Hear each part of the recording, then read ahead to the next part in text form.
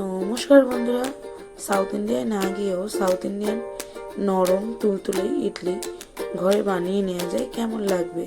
আর সঙ্গে যদি থাকে সাউথ ইন্ডিয়ান স্টাইলে টমেটোর চাটনি। আর হ্যাঁ, এর জন্য কোনো ইডলি স্টিমার বা ইডলি মেকারের প্রয়োজন নেই। আজ দেখাবো কিভাবে বাড়িতে বসে বানিয়ে নেওয়া যায় জিভে জল আনা এই সহজ রেসিপিটাকে। 1 কাপ আতপ চাল এবং 1 কাপ সিদ্ধ চাল, সঙ্গে কিছু মেথি দানা ভিজিয়ে দেবেন, সঙ্গে 200 গ্রাম বিউলির ডালকেও ভিজিয়ে দেবেন। তারপর সেটাকে বেটে একটা ঠিক পেস্ট করে 6 ঘন্টার জন্য ফার্মেন্ট হতে দেবেন। ফার্মেন্ট হওয়ার পরে যত সামান্য নুন দিয়ে হালকা হাতে নাড়িয়ে নেবেন। বেশি নাড়ালে ইডলি কিন্তু ফুলবে না। ইডলিটা স্টিম করার জন্য হাঁড়ির মুখে সাদা কাপড় বেঁধে জল দিয়ে ভাপিয়ে নেবে।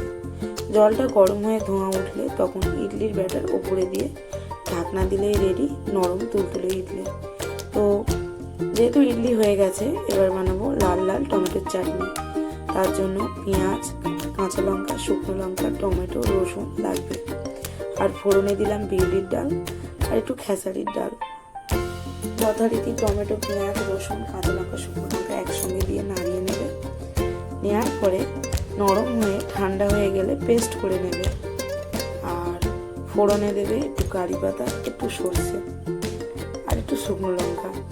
দেখছো ইডলিগুলো কতটা সফট হয়েছে। আর এই রইল তোমাদের টমেটোর চাটনি। আর এটা হচ্ছে কোকোনাট গ্রিন চাটনি, যেটা রেসিপি নেক্সট ভিডিওতে তোমাদের দিয়ে দেবো। ভিডিওটা কেমন লাগলো লাইক ও কমেন্ট করে জানাবে।